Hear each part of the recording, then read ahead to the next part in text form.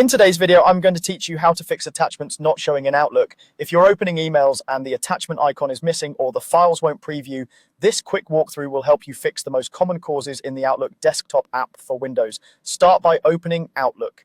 Make sure you're in the full desktop version, not the web version, since the settings we're about to change live inside the Windows app. Once Outlook is open, we'll confirm that attachment handling isn't turned off. Go to the File tab in the top left, then choose Options.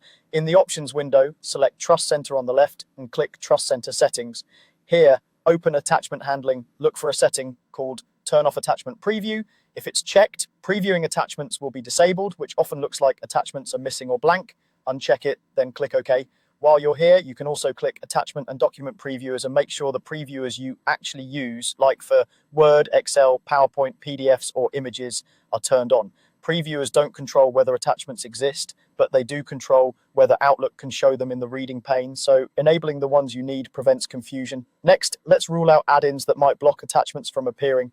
Still in the File tab, go to Options again and select Add-ins. At the bottom, you'll see the Manage drop-down, choose COM add-ins and click Go.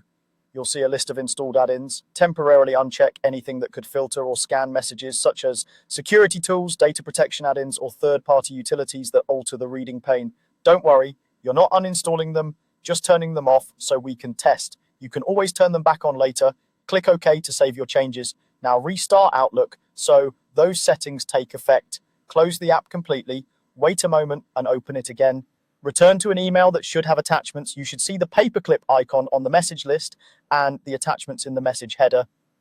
If you use the reading pane, try selecting an attachment to confirm it previews correctly. If attachments are back, you can re-enable your add-ins one at a time and restart Outlook after each one to find the specific add-in that was causing the issue.